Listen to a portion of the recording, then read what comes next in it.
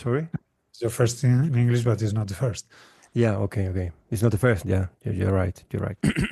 Please, Rogelio, stop doing that.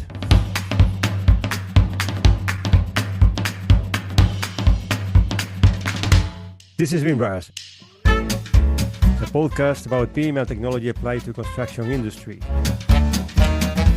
The podcast that even Chuck Norris doesn't dare to listen to. Well, welcome to BIMrras podcast, the place where we chat about BIM, methodology and technology in the construction sector. Querido oyente, lo vamos a hacer otra vez.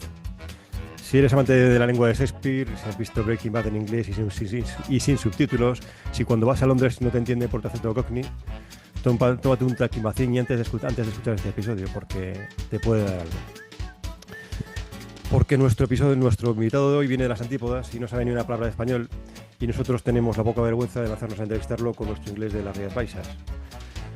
Pero antes de eso, las presentaciones de rigor. Hola, soy Rafa Tenorio, ponte cómodo, sírvete algo fuerte, algo bien fuerte, hoy lo vas a necesitar, y sé bienvenido a BIMrras Podcast. Y bienvenidos también sean mis compañeros de los reyes de la escena BIM hispanohablante y un poco angloparlante hoy, Evelio, IFC Building Ponytail Sánchez, y Rogelio, IFC Electric Carson is the only way, Carballo. ¿Qué tal estáis? ¿Qué tal? Bienvenido. If answer with very good o contestar con muy bien o que te saca no hay pasear nada que te vaya a relajar en el episodio de hoy. Bueno, ya ver si... Evelio, saca a pasear tu C2, que todos estamos ansiosos. No, bueno, yo lo único que saco a pasear no te lo voy a contar en directo. Bueno, chicos, como tenemos un invitado de eso que no sabe español, si parece, vamos a cambiar a la lengua de la pérfida del guión. Ok. So, vamos a machacar la lengua de Shakespeare. Eso es. O sea que, let's switch to English now. Okay, by now it's no surprise that all the three of us at BIMrras, we are strong advocates of open source software and open formats. And of all the open source software out there, if someone mentions Blender 3D, we're pretty much sold for life. I mean, well, you know how we love Blender 3D. Blender advocate. I say Blender fanboy, but it's okay. Yeah. So today we're going to talk about these two things: open source BIM software, and Blender 3D, or more specifically about Bonsai, it's BIM. And to do that, we are thrilled to have Dion Moult with us today. Welcome to BIMrras, Dion. How's it going? So, Dion? Hello. Buenos días. Buenos días. Buenos días. Me encantaría hablar de Bonsai. Is that right? Okay. Almost. You're almost there. I just typed it into the translator, so I don't really know any Spanish at all. Okay. But nice try, and thank you for that. So, Dion, you are an architect from the University of Sydney. If your data in LinkedIn is okay, and an emerging digital engineer manager at Lendlease. Well, but above all of this, you are the person behind two of the most important tools in the open source BIM ecosystem, ifcOpenShell and Bonsai, which we are, as Evelio said, we are very fans of. And the first question that comes to my mind is, what does an emerging digital engineering manager do at a construction company, Dion? Yeah, I think that's one of those interesting titles that evolve over time. I mean, we have a lot of BIM people or CAD technicians, and then there is the idea of information managers, and now there's digital engineers. So I'm not entirely sure what I do at work, but they do pay me, so that's nice. Sorry, this is being recorded, and they can't listen to me. So I do a lot of work. But long story short. When you design a building, there's lots of digital information that gets produced. So part of my role is figuring out what information gets produced, what should get produced, and making sure that information is produced in a high quality way, in a standardized way, and is then available to people who need it in a way that they can trust, and it's always available in a timely manner. So I guess whatever title you want to give that and whatever hat you put on, whether it's looking at documents or model data, it's just one and the same across all disciplines. Did you have the chance to use your software in your at your work, at your job? Yes, quite heavily. I would say almost every job that I work on, Bonsai and ifcOpenShell plays some role, one or another. And so some of the features developed in ifcOpenShell and Bonsai are a result of needing to solve a problem at work. And it's really nice when the two intersect, because that means, yeah, well, it's not very often that happens. Yeah. I can Well, suppose. but the problems are so common that perhaps your problem is always somebody else's problem. So that's the great thing from open source, because everybody can feel like somebody else is using their software, because again, we share a lot of daily problems and you have some solution for that. Exactly. Yeah. And of course, there are things I do at work which are not appropriate to be sharing publicly in the open source. So that's the majority of my work, right? There's a lot of IP that happens. There's a lot of things under NDA or private projects. And that's just the nature of our industry. A lot of what happens, people can't share publicly because it is such a private thing, especially when you work on projects in the public domain. But occasionally, we are lucky enough to work on just generic problems, like generic tool building that we can put out and work together to collectively solve. And I can definitely say that without the collective efforts of the community in working together on this goal, there's a lot of things that just wouldn't have been possible if this was built as a perfectly private solution. I absolutely agree. You said something very interesting.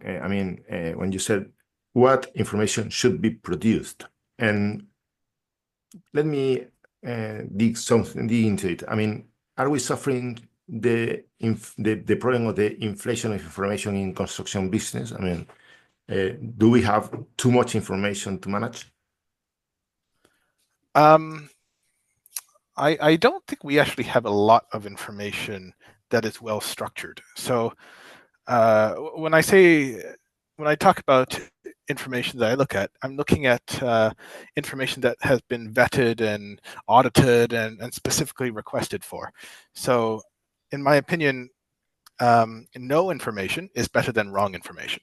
So you might produce a lot of information, but if it's not produced very carefully, I can't trust it. Or if it's not produced in a standardized way, it's difficult for me to work with. So I can build something to process it, but it will be a one-off thing that I build because it's not standardized.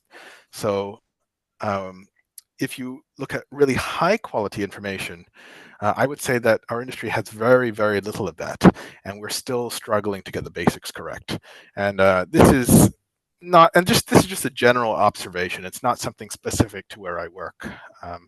So please don't think that this is, I don't really want to speak on behalf of my employer. This is just how the industry is. Yeah. So let me give you an example.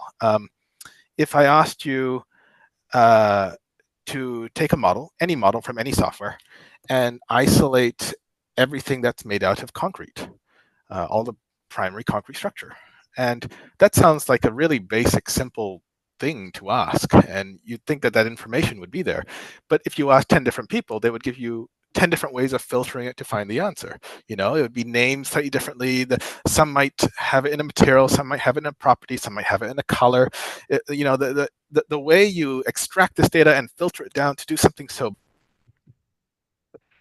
Okay. Let's go. It just shows you what a mess our data really is. And so when I say what information should be produced, it says it's really what should you take the time to produce properly and not just throw in there in the big mix, because we do produce a lot of information, but very little of it is curated. That's absolutely my point. I mean, if you start to dig into the parameters that produce every authoring software, it's a mess, as you said. So maybe it is better to have no information at all than wrong information. That's very, very true. Well, that's pretty, I don't know. Simple way to put. Yes, very, very simple, Okay. because sometimes you need information that you should recover years ago, and you can't do that. You don't have a time machine, and you have to struggle with the data you have collected, and sometimes it's not enough for your purposes. And which brings to me my point in there, which is some people hopes, or at least think that perhaps AI is going to save us from the non-structured information, non-structured data. And what about this? Is something that you see in a near future, or is just a kind of bullshit, talking about something that people know nothing about, and just is trying to think that somebody else is going to fix their faults? Yeah, I won't pretend to be an expert in AI. It's not really my area, but from what I have seen, there is a lot of garbage in, garbage out, and we put a lot of garbage in. So no matter how good your system, you will get a lot of garbage out. So Enough. yeah, I think it's enough, and it's absolutely aligned with my thoughts, because you can't have gold from garbage, and no matter what effort you put in there, because it's garbage. Perhaps you find a piece of gold, but a very tiny one. Regarding Sorry. regarding the add-ons, Blender add-ons, I don't know if you remember, Dion, but about 5 to 6 years, or 6 or 7 years ago, there was an add-on for Blender that allowed us to import IFC files with the 2x3 schema, and that was it. That was still what it did. I mean, you couldn't export that file to IFC back, but it let you import it into Blender and do things with the model, with the geometry, not with the information, because Blender at that point didn't understand the information. This was I think a couple of years before Blender BIM, the first version of Blender BIM, and I was wanted to ask if you were involved in some way in this add-on for Blender. Do you know this old Blender add-on, and were you involved in it? if it's the one I'm thinking you're talking about, that's actually ifcOpenShell. So that's the history of Bonsai, really. So and maybe people get confused, because in some ways ifcOpenShell and Bonsai are marketed as two different things, but they're really one and the same. So when ifcOpenShell was first built a decade ago, many years ago, by Thomas Kreinen, ifcOpenShell consisted of lots of things. It consisted not just of this C++ library and this Python bindings, but it also consists of this file conversion library and oh, yes, you did. Sorry, that's my son interrupting. We'll have a few of those. He's playing with tweezers. Yeah, so it also had a 3ds Max plugin, as well as a Blender plugin, which could import geometry. And I think that's the one you're referring to. Yeah. And you're right, it could only import, and it only imported geometry. And it still exists today. Like, it's literally just a very short amount of code, and you can read it. And it's very educational if you want to see how to build your own Blender add-on. And does it work? Does it work in recent Blender versions? I have to check it. It probably needs a little bit of updating for version 0.8, because the geometry iterator settings have changed. But it probably almost works. It's really quite straightforward. And so what happened is that I played around with that, and I wanted to build a exporter, because it didn't have an export version. And there was a project at work which we had this is actually quite a good story, because we were doing a project at work where I was modeling up a building in Blender, and I was doing that because we were building some pretty bespoke geometry. And there came a point where we said, okay, the geometry is nice, but we need BIM, you know. BIM needs to happen on this job. And this was an internal project. And we had to make a choice. We could either rebuild the project in a BIM software, you know, and at the time it's Revit, or we could build BIM functionality into Blender. And I was in this meeting and we were discussing how to redo this project in BIM. Oh, it's a mouse. It has batteries inside. And one of the bosses in the room said, well, why don't we just build the BIM functions we need in Blender? And I mean, that's not usually something you'd suggest, but he suggested it, and I thought, well, you know, maybe there's an element of truth to that. So I went home that day and I read up the IFC specification, and I wrote a little bit of code. You're taking a look. There's a battery inside. And I built a little exporter, which exported a mesh as a faceted BIMrras into IFC. And that's 80 lines of code, and you can still see that commit. And that was the birth of exporter. And there came some time where this exporter's functionality grew and grew, and there was still this importer. And the importer and the exporter were not compatible, right? They were built by two different people with two different purposes. You know, importer was just geometry. Exporter was basic geometry with data, but in a very, like, just get it out. And it's very stressful to produce drawings when you haven't built the drawing tool. If you have to produce a drawing tomorrow and you haven't built a section tool today, it's pretty stressful, but we got it done. And that was a blast. And in that very early stage, we had this exporter, which with some really hacky way you could generate drawings at that early stage, but you still couldn't import. And so after some time, there was a lot of work done to reconcile this importer and exporter. So what you exported could be imported and vice versa. And that happened for about a year. And after a while, we realized that, I guess I mostly realized, I presented this to Thomas and he said, let's join this in the ifcOpenShell repository. So there was a importer code and an exporter code. And then I said, no, it's too hard. You are creating hundreds of thousands of mappings and different ways you can do things. Why don't we deal with IFC natively? So it was all deleted and started again. And that became the very first concept of this native IFC approach. So long story short, no, I had no role to play in the beginning of that importer, but I adopted it, created an exporter, joined it, became the first iteration of Blender BIM, and then threw it away, started again, and that became the second iteration, and now we have Bonsai.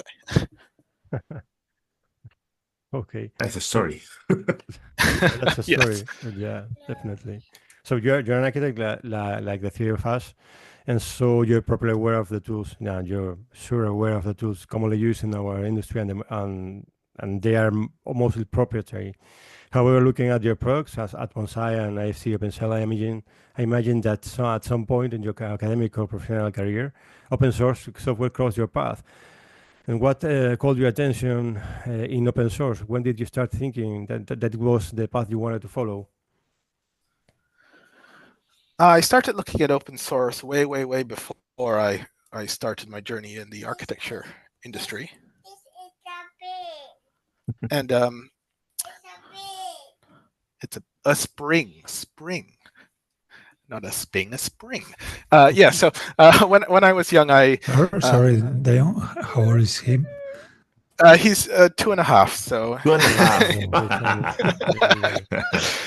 And he's actually homesick today. So he's in my arms, being sort of chilling. You know, they get these problems get worse with age. I mean, as they grow old, everything gets, problems also grow. Yeah, problems are heavier. Yeah. Okay, I hope he didn't hear that. No problem at all. Yeah, so I guess you know, when I was in high school, I think it was about a month before my final exams or something, and I said, "Oh, why don't I just go and install Linux on this machine on my home computer?" And that was quite fun, but also pretty stressful. Don't like break your computer just before you have exams when you're a kid. And I did it, and I got introduced to at the time a distribution called Puppy Linux, and that was quite fun because I lived in Malaysia, and there's only so much you can download on that type of internet speed. And then I got introduced to Gentoo Linux, which is also limited by internet speed. You know, I picked what's the smallest Linux distribution out there that my internet can download. And Gentoo is really fascinating because it's quite a unique Linux distribution in that you build it yourself, and so it really forces you to learn a lot about how computers work, and also learn how to ask for help when you realize you don't know how computers work. So I got a lot involved in IRC chat rooms, and still heavily frequent IRC chat rooms. And yeah, I guess I picked up a lot of software there. I learned Blender back in high school and built the first, maybe the second.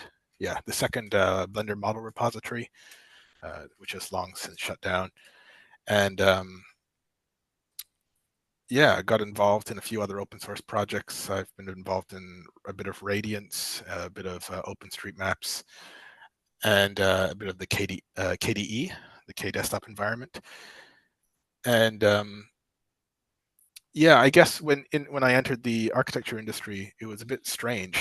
Many of the things that were happening, because they just weren't normal coming from an open source, I guess, or just in general, a software background, like the lack of sharing, the lack of protection around things that really didn't have value if they were protected, the lack of tracking and data quality controls. But yeah, there it is. What about the fact that many companies take advantage of that kind of open source solutions, but it's, I think, not so many of them that contribute to that kind of projects? Because sometimes I feel like there's an unfair relation, because they have the money, and we as sector provide the tools, but nobody pays. I'm not saying pay in cash, but pay in any other way for that kind of tools that they are taking a lot of advantage of. Yeah, I don't know. I guess that's a more general philosophical question. Like, if not everybody in the world is nice, does that mean that you shouldn't be nice? So it doesn't really work that way, right? You do this not because of other people. You do this because you know it's the right thing to do. And I guess that's just the way the world is right now, that there is a minority of people and who have the luxury to be able to contribute to the public good like this. And that's probably something we should recognize, that it's actually a luxury to be able to contribute to open source. Many people are just trying to make ends meet, and it's really hard to make ends meet. And it's really hard to have that free time or the good fortune to have that overlap with your day job to spend and invest time on this. And in our spare times, there are so many other just as valid, worthwhile things that people are spending their time on, right? Their family and their friends and their own charities that I wouldn't really fault anybody. Yes, you did take out the batteries. It doesn't work anymore. Yeah, so yeah, I don't know if I really answered your question, but that's just the reality of life. But it's not necessarily a bad thing, right? Well, I feel sometimes like some people takes a lot of advantage from open source software, but not as people. I mean, not as individuals, but as company. I think it's very unfair. Take a lot of free things with no cost, and no even just No contribution. no contribution, nor recognition, not nothing. And it's like, come on, guys, your entire company sometimes is depending on that kind of tools. I mean, I've seen many projects based on open source solutions acting as just wrappers over the tools, and it's like, I don't know, I feel it's not very fair, and somebody should, I don't know if pay, but take into account that they are working or gaining money, having money just because others people job, others people work, others people efforts, and well, I don't think that that's fair. But And even though, charging the users with thousands of dollars for that software.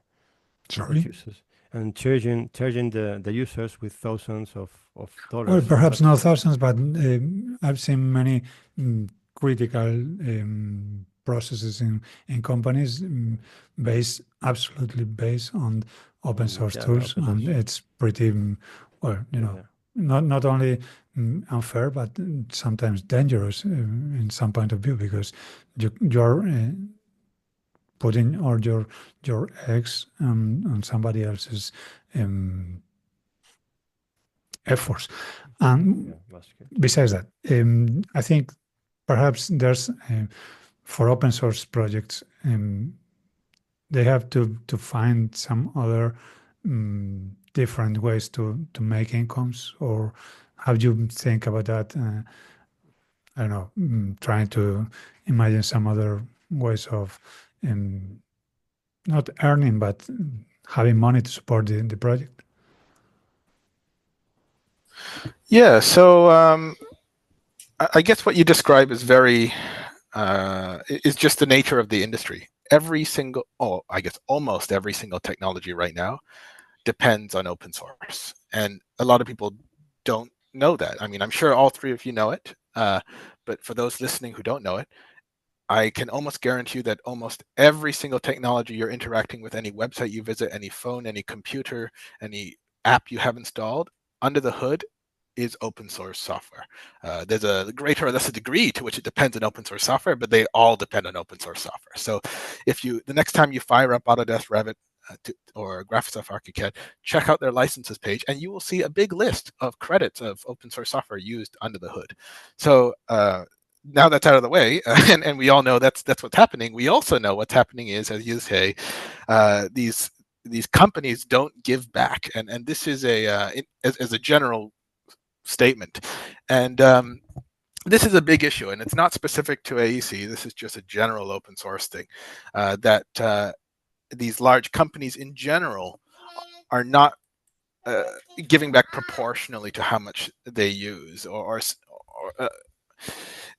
and there's a lot of large or open source organizations who do get this benefit when they grow to a certain level, like Linux, for example, or Blender itself gets a lot of this funding now, but it took a long time for it to get there, and there's a lot of people building things that are completely underappreciated, and and this is definitely a problem, and it's tackled by people who are much more involved in this than me.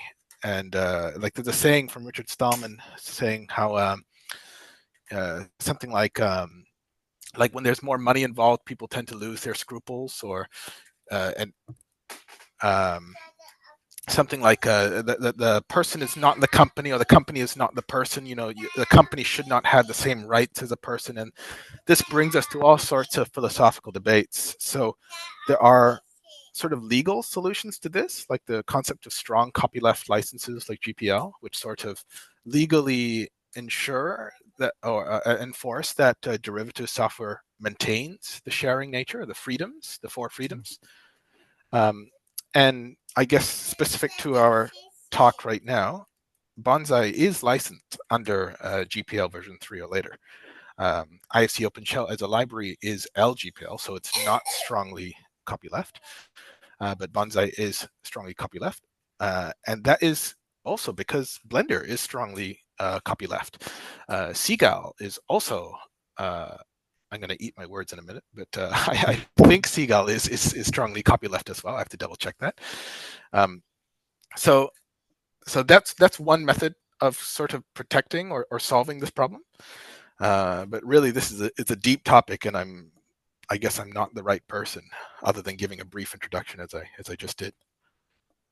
Do you think, well, Blender has achieved something that seems unthinkable 20 years ago when they liberated the software, which is transforming the 3D and 2D content creation industry, a field that involves a huge amounts of money each year in film and video games, and making it revolve around his software. I mean, almost in the game industry or the video creation industry related to 3D, speaks about Blender, uses Blender, or uses Blender in big productions such as in Warner Brothers or DreamWorks or whatever. So do you think is something like this possible? So a massive shift like this possible in the AEC sector with tools like Bonsai? I mean, do you think we can get it to a point in which we can look face to face to other softwares using Bonsai and Blender? Short answer is yes. Long answer is that it's probably going to be really tricky to get there, but it's doable because Blender is one of those flagship programs, right? It's something that's seen as an icon. It's a success story of the open source world, and not all of them has succeeded. Like the GIMP has never quite reached the same status as Blender. FreeCAD has never quite reached the same status as Blender. And like I don't mean to say bad things about the GIMP or FreeCAD, but there's something different about what Blender did, right? It's this, and I think earlier on, Evelio mentioned about how do you plan to earn some money from this, to fund this type of thing. And I think that's what made Blender work, is that, and this is my theory, I can be completely wrong, is I suspect Ton has a very entrepreneurial mind behind his sort of carefree and selfless attitude. He also he understands the business way of thinking. So he understands that money does make things tick. He understands that passionate people do need to be paid for it to be sustainable. And so building something as big as Blender, I think also means treating it a little bit like how to make a company or an organization successful at the same time. So, for example, one of the things I've really been quite clear about in the fundraising efforts on Open Collective is all that money goes towards paying developers. And the objective is to grow a core team of developers. Because if you have a lot of people using it and there are bugs, but your developers are stretched thin, you cannot keep up with the growth. There needs to be this happy balance between the growth of users, the marketing to users to say that it's ready or not ready, the number of bugs being reported, the usability and the documentation and the training, which all needs to keep up at the same time. And these have to grow all simultaneously at the correct rate. You cannot have a developer working completely alone, like not marketing anything and not advertising and not creating documentation. That doesn't work. You also can't have lots and lots of marketing but no real coding and work happening. And you can't have people using it and lots of bugs and nobody solving it, nobody developing. You've got to have all of it happen at the same time. So I'm pretty happy to say that right now we do get quite a lot of funded development on Bonsai. So we have, I would say, 1.5 to 2 full-time developers being paid right now. And it's a bit of a hard number to measure, right? Because you have some people being funded part-time as well. And that's purely coming through community funding. And we also have sort of indirect funding, which is harder to talk about, like Thomas Kreinen. He works, and part of his job is to work on ifcOpenShell. So he's not collectively funded, but he is still funded to work on ifcOpenShell. It's just not coming from the same basket of funds. We also have Google Summer of Code students who every year we might get 1, 2, or 3 students who build a nice set of features, and they are funded by Google. So there is funding happening, and we are seeing this funding growing. We're also seeing our expenses growing. But we are starting to get to that stage where there is a core team. And I believe having that core team is really, really, really critical to having a project grow. So to give you some ideas, there were 118 unique individuals in the commit logs last year who wrote some code. And of those 118 individuals, you get some of these drive-by developers, right? They come in, they build something, and then they run away. But 35 of those people, so let's say 35% roughly, did more than 10 commits, and you need kind of 10 commits to start doing something a bit more significant on a project like this. So that's actually quite a good percentage. And to give you an idea of where that stands, and some of these numbers might be a little bit outdated, but the GIMP has 87 people committing per year. Inkscape has 117. So we're actually kind of around those numbers right now. Like Krita, for example, which is, I would say, in some ways starting to overtake the GIMP in some regards, has 59. This is just one metric of many, but I'm just giving you an idea that I strongly believe what you need is a core team who is dedicated full time or more than part time at least, and this will then. This is what you need to build things, and they need to be paid, and it needs to be sustainable. So yeah, every single cent goes towards paying these core developers. Actually, you refer to Blender and the difference between the way they've made money and well, I don't want to use that expression. Perhaps in the way that they support the project and yours. And somebody says that something about the entrepreneurial mind, which makes me think about the different origin for Blender and, well, for instance, your project, ifcCell or ifcOpenShell or many others, because as we know, Blender comes from a company. I mean, a real company, not Neo Geo, the first one, but what was the name? Not a number. The company that Tom founded 10 years after the Neo Geo. And perhaps the fact that there was like a company mind behind the project makes a difference when the project starts as just something you need. I don't know if I'm Yeah, absolutely. I mean, I think that is one of the biggest factors, that it started from a company, and there is a certain mindset of growth and success that you have to build a thing to get a thing achieved, like a real valuable thing achieved, versus this is just something in my spare time, and it and if it disappears, I'm also okay with that. There is a sense of urgency and self-measurement. I'm not sure if these are the right words I'm using, but like maybe another example is ifcOpenShell was not born from a company. It was born from an academic, and that's a very different flavor, right? It means that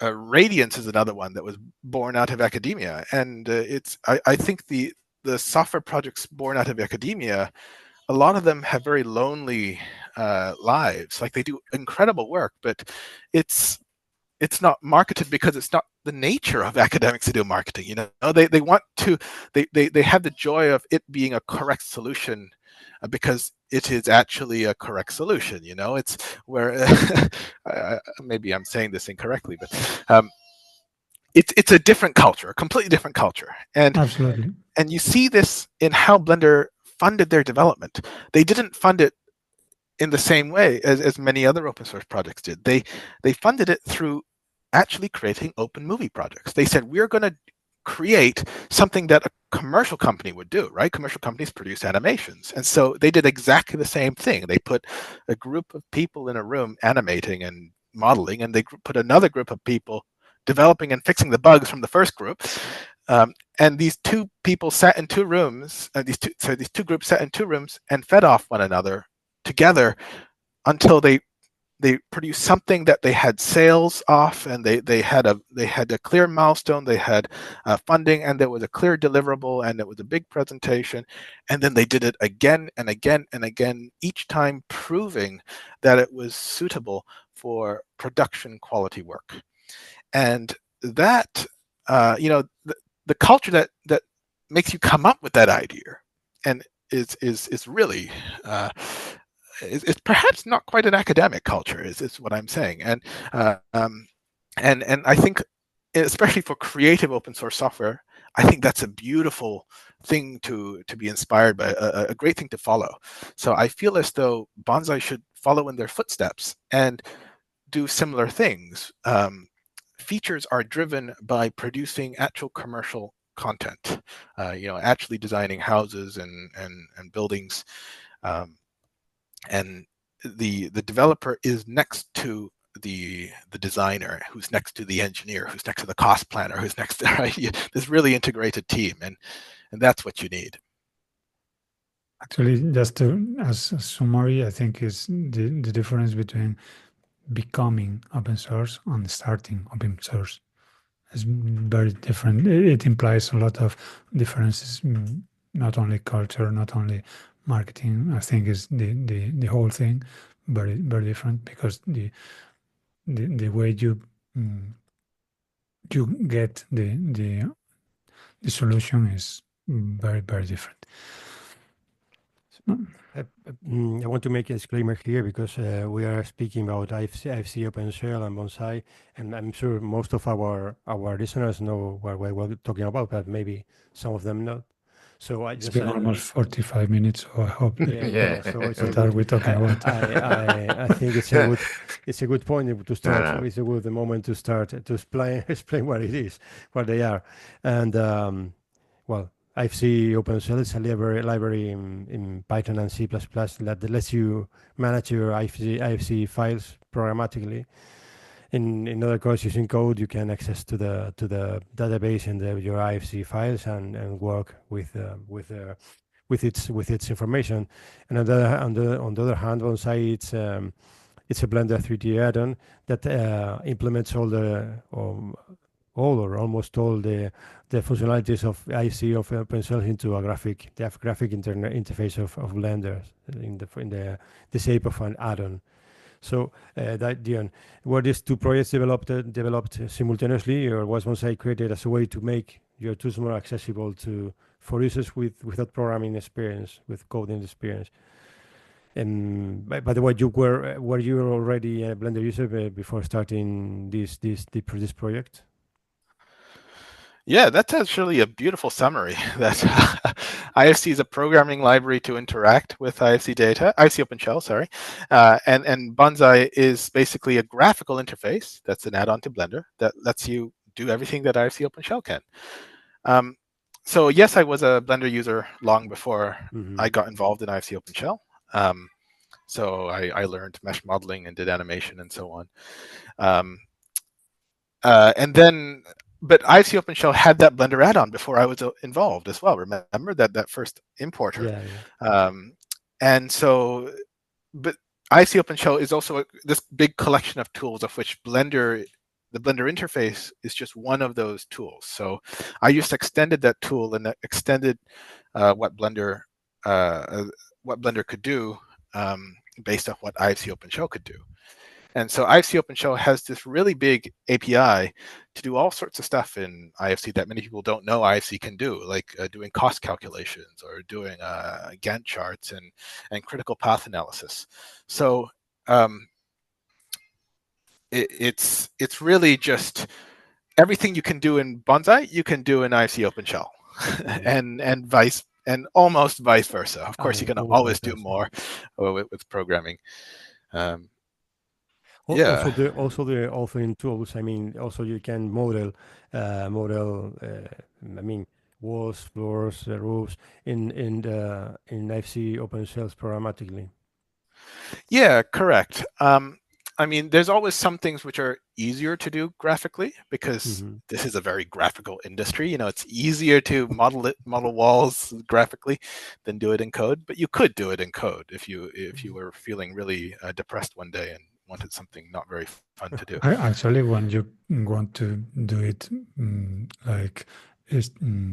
parametrically, perhaps it's a very good option to do that, not with a graphic interface, but with a programmatic way. I mean, not only drawing or pointing on your screen, but trying to convert your algorithms in something more real using the blocks that you can use from ifcOpenShell.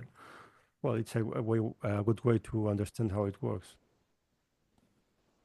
Also, I think. And Bonsai and ifcOpenShell work with the IFC file format, as we all know.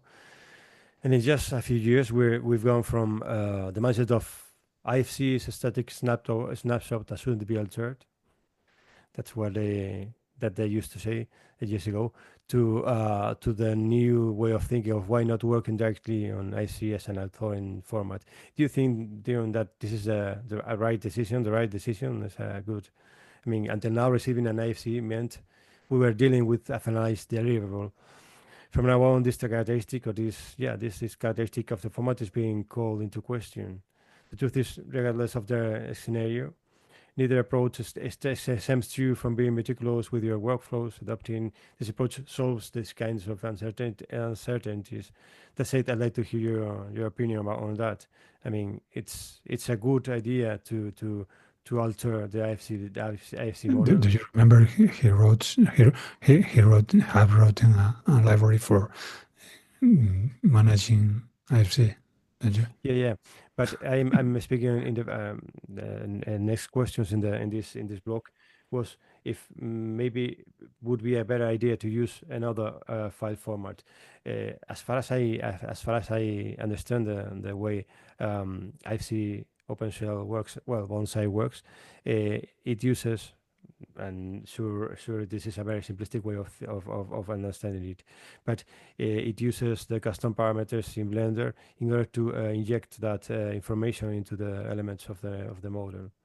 So if they translate if Bonsai translates the geometry, the information in the model, in the IFC model to information in Blender, why not using the Blender format? And just you work in Blender using the tools of the Blender tools or Bonsai tools, and at the end of the process, you convert the file to IFC. As I said, this is a very simplistic way of thinking. And I wanted to know your opinion, Dion. Yeah. So at a high level, I guess we've seen a transition from traditional BIM workflows where you're only using proprietary tools to what I call translated OpenBIM, where you're still using proprietary tools, but you translate to and from an open format, then you exchange the open format, and it's okay, but it has so many problems. And then now this new paradigm of native OpenBIM, and this I 100% think is the way forward for our future of the industry. There's no turning back now. It's almost unthinkable, a future where you can't answer the question in a standardized way of show me all the concrete in my building. It's going to happen. And right, it's Pandora's box has been opened, or what's the expression where people can edit IFCs now, right? It's Yeah. never stopping. They will just get better and better at editing it and doing more and more cool things with it. So that's going to happen. But I guess the cool question is, how do you actually edit an IFC, right? And of course, if you have this .ifc text file, you can go in there and you can edit it. And if you write some cool looking code, you are editing that IFC. But that only takes you so far. It becomes a bit of a headache to do that for big changes. So, and to make sure it's all correct. So then you move on to, oh, what if I had a script which could change things? And you said, okay, what if I had a graphical environment who could change things? And that's when it becomes really difficult, because your graphical environment has to basically show two types of information. It shows this non-geometric data and the geometric data, and they are interconnected. So the non-geometric data is pretty simple. You simply show the IFC information represented in simple text or on the screen. And whenever you want to edit it, you just have to be really careful that the data type is not lost. You know, if it's a label versus a text versus an identifier, you preserve that exact thing. It doesn't just become text. Same with numbers. Like, and many people don't realize this about numbers in IFC. Like, it's not just this is a number I've stored in my data. Is this an integer? Is this a real? Is this a length measurement, or is this an area measurement, or is this a voltage? You know, is this a unit of pressure? And so all of those numbers are very carefully controlled by the schema. So it's not just I stored the number 5 in my file somewhere. So that can be solved.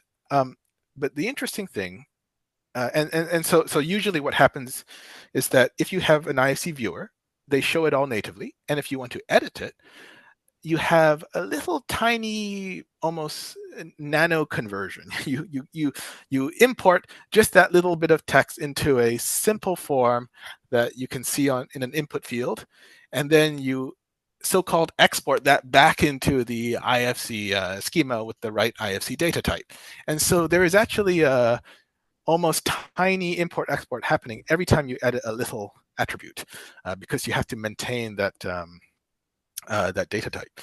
And it's that becomes a lot bigger when you're dealing with geometry. So you mentioned how if you have geometry in IFC, you say it's imported or translated into Blender geometry. And actually, yes, that translation happens, but only for the purposes of viewing.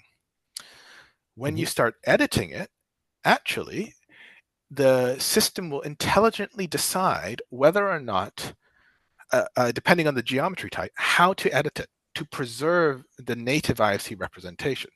So, for example, if your geometry in IFC is a one-to-one representation in any mesh-based software, right? If it's a triangulation or a tessellation or these kind of planar faceted BIMrras, it's a one-to-one match, and you can edit it like a regular Blender mesh without losing any information, really. However, let's imagine it's an extruded solid or a perfect circle or an arc. Blender, being a mesh-based software, cannot represent a solid or an extrusion or an arc because it's a mesh, right? Blender only understands meshes. So what we do is we visualize it as a mesh, but when they hit the edit key, rather than let them edit it as a mesh, we show them specific editing controls that let them edit it using the native IC form. So in this way, we preserve the geometry completely in the native IC form, and we do not lose that information, even though you're using Blender as a visualization tool. Kind of like if you have your CAD drafting tool and you draw a circle, and then you scroll into it and you see the circle is not a perfect circle. It's got, little facets on it, but the computer still knows it's a circle. It's just displaying it using a faceted edge. Yes. That's amazing. Yeah. It's very, very, it's amazing. But regarding the, sorry. I just wanted to ask if Dion sees in the near future, ArchiCAD or Revit ditching their proprietary archive files and adopting IFC as their native file exporting. ArchiCAD is very close to that. Well, no, it's not very close. It is. No. It is. Just take into account the amount of time they need to export or save as IFC file, and the amount of time that Revit needs to do the same operation.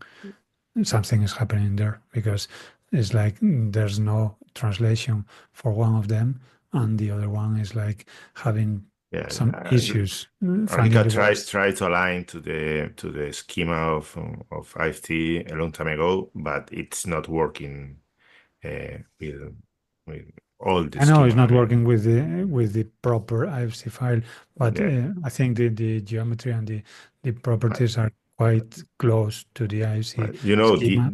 DWG, it's basically a standard nowadays, so you don't see any 2D CAD software working in another file format. So maybe authoring architecture software, it's following the same path. I don't know. That would be fantastic. I mean, yeah, this is a really difficult question because when Blender BIM first started, as I mentioned, there was an importer and an exporter. So in that way, it's no different to the strategy used by ArchiCAD and Revit and everybody else in the industry.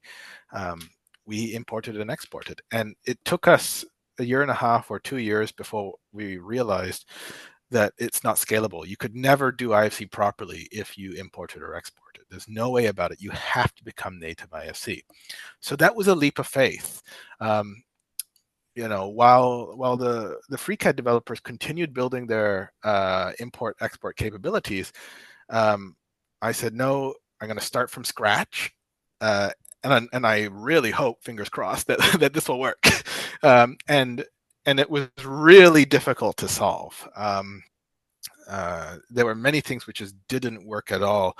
Like, for example, how do you undo and redo in IFC? You know, we had to solve that type of issue. And it took us a long time to solve it. So, and that was from building from scratch with no technical debt at all.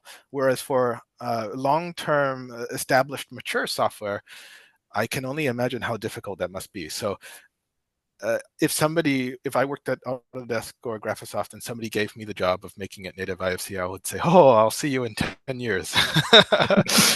It's very, very difficult. And maybe they've been doing it secretly, but you know, the person doing it probably has a really big headache right now. It's very hard. So I wouldn't get your hopes up. That said, it's a really complex issue because let's imagine you don't underestimate just how well developed these softwares are. I mean, there is a lot of, although it's fun to complain about software that we use every day, there's a lot of respect we should have for these software because they do solve a lot of very difficult problems in a lot of very clever ways. There's lots of very clever engineers behind what's happening in these software. There's some strange things too, but there's a lot of very clever engineering. And it takes a lot of time to get to that stage, and it'll take a lot of time for a newcomer to relearn and those mistakes and solve it again and again. And hopefully this time, because it's open source, it will be easier and faster to solve again and again. But it will take a long time. And there are many things which IFC cannot do, and I would say should not do. So IFC is a ISO standard, and that's a blessing and a curse, right? A blessing in that it's standardized, but a curse in that it restricts the speed and the scope of the standard.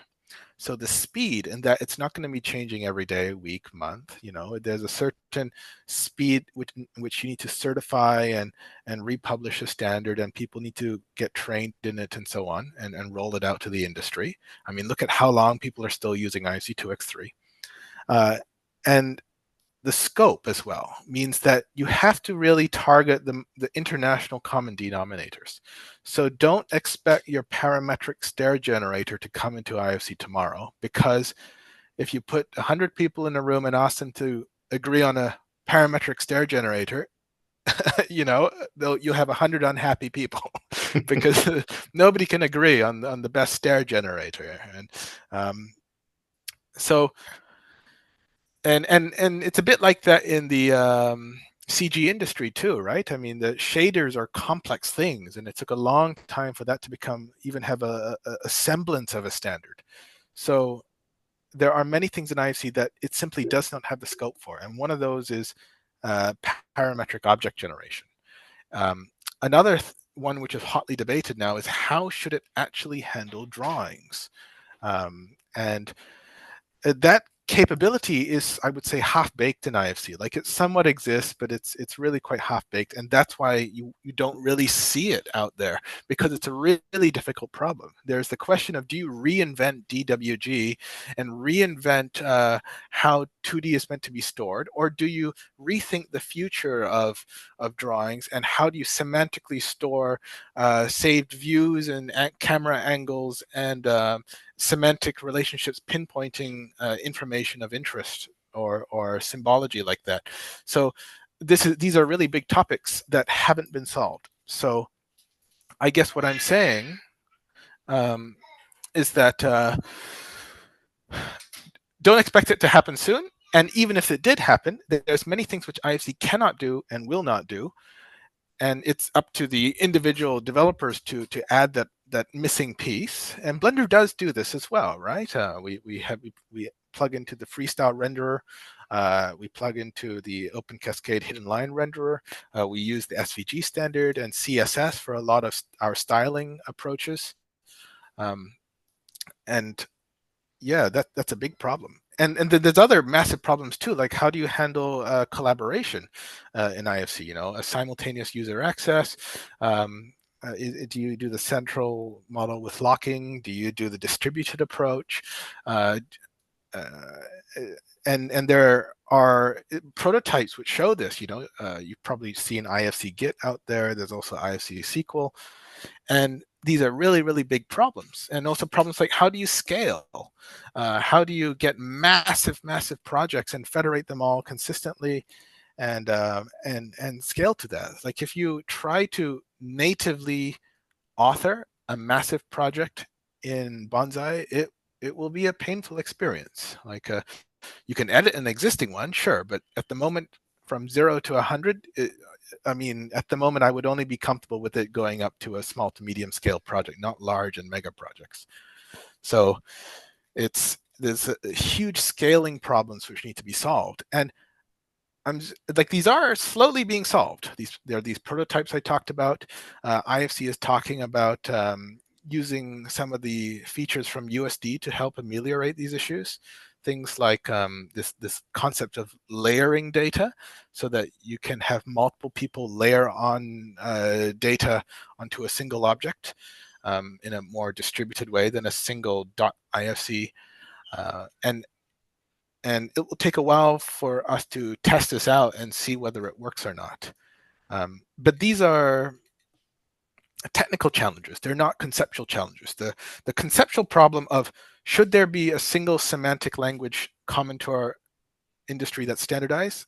Yes, I think that's an easy one to answer. The question of how do you technically do that? that's the hard one, because there's still lots of details which haven't been solved. As far as I know, falls apart.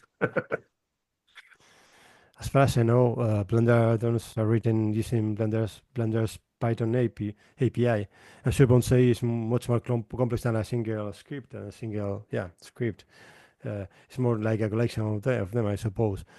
But I've always heard that because of this being software scripted in a high-level language running on top of Blender, tools created with this way can sometimes be somewhat slow, especially for intensive tasks, and they're often compared to native Blender tools that are programming data into score. I mean, the tools programmed in Blender Score are much faster than the scripted on a Python layer. If that's the case, you've made impressive progress in FSD model processing times compared to the previous versions of Blender BIM. I mean, the loading times are much faster right now. Time before loading a moderately large model could take quite a while. Now the load times are much more reasonable. But I wanted to ask you several questions. The first of all, is it so? I mean, is Bonsai entirely developed in Python, and if it's so, it's a limitation. There's this limitation when it comes to processing times for the tools. And there's also another question that I wanted to ask you: is there a possibility of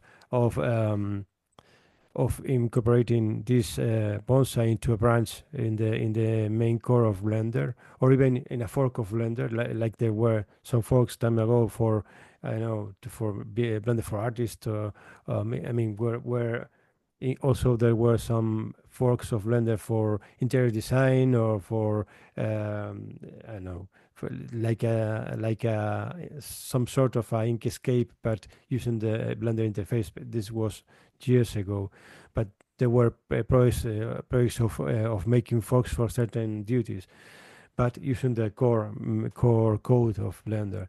Do you think would be possible to integrate Bonsai into Blender core?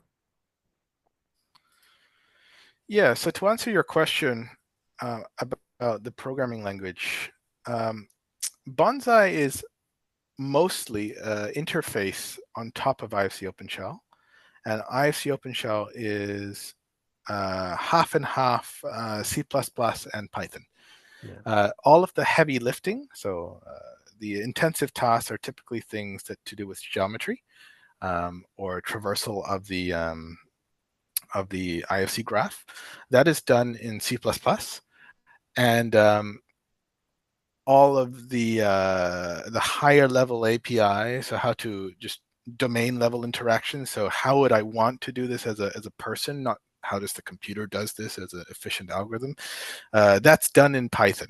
So ifcOpenShell is kind of half-half, I would say. Mhm. So that's where we're getting the speed. The speed is not coming from Python. The speed is coming from ifcOpenShell in C++, primarily developed by Thomas Kreinen, but with a lot of contributors as well. Bonsai, however, is primarily an interface, and that's by design. So that's really cool because you can technically take everything of Bonsai and run it without Blender. And so you could take all of Bonsai and just build a FreeCAD Python interface, for example, and then have it have the same function in FreeCAD, as long as you build the interface in FreeCAD.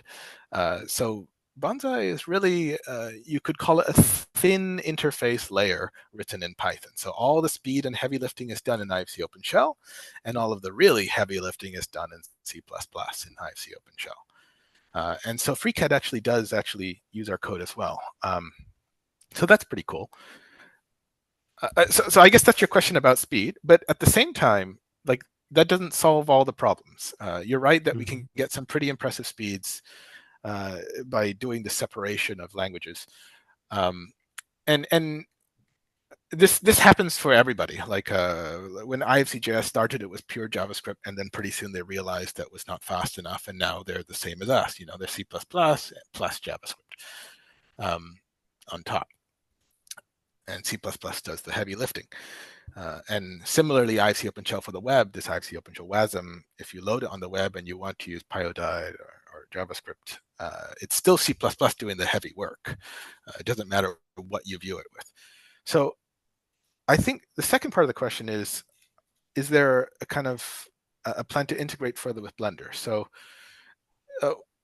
the Blender Foundation has been very nice and has reached out, and we are in contact with them, and they are aware that we exist, and have been asking us what are our priorities of things that we need fixed in Blender to help our biggest pain points in integrating with Blender. And as you probably know, we have heavily customized Blender to the point that file open and save are very different from the normal Blender.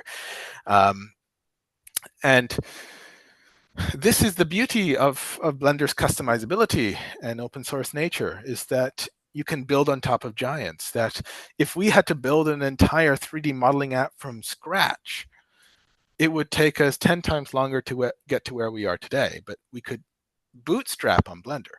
That said, sometimes you will, when you borrow other people's codes or library, and this is not just Blender, but anything, there will come a point where that library might not be suitable because you're doing such a specific tailored task. And there may come a point where for certain tasks, you do need to build your own thing or to fork it. So for example, Open Cascade is used by ifcOpenShell. It's also used by XBIM, but and it's really fantastic. But there comes to a point where maybe Open Cascade just can't do the one thing that you really need it to do. So you're forced with a choice of either rebuilding Open Cascade or forking Open Cascade or contributing back to Open Cascade. Those are your real options, and which choice you choose really depends on what you're doing. So for example, we used to use FCL as our collision library for IFC Clash.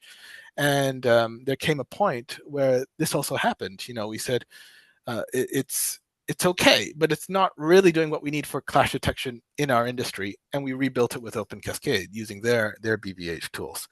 So that may happen one day to Blender, but there is a cost. Whenever you choose to not stand on the shoulders of giants, when you choose to build yourself, to fork or contribute, that's a cost. It's another thing to maintain, to release, to distribute, to bug fix, and yeah, that's the situation we're all faced with. Well, we are reaching the end of the. What do you want to ask something, Evelio? I saw you. No, I think the only thing to add is, Dion, I think we need another round. I mean, there's a lot of things that we have still on our script, and but time goes by, and it's like we need another episode Second round. to The second round. not to finish, but to follow our conversation, because I feel like there's a lot of things to say about not only open source or IFC OpenShell, but the entire IFC industry and the relation of that with the tools we are using. So we are reaching the end of the episode. With that said, by value is totally true. I mean, I feel like we will need a second round if you agree, Dion. But when we get to the end of an interview, we used to ask our interviewees about their tools and resources that they use the most in terms to get up to date in terms of information regarding to BIM or regarding to whatever, and which are their tools. So let's start by your sources of information. What are your main sources of information? Like I said, we get into BIM or to construction or wherever. I mean, you want to say with us. First, the tools. We are nerds guys, so we are eager to know which is our next brilliant thing and what to follow to try another tool for something we are already have covered with the regular ones. So your essential tool. Sorry, can you repeat that last question? Summarize. Sorry, the mic just cut out for a moment. No problem at all, Dion. We are very aware of about our English level, so it's pretty easy that you have lost with that.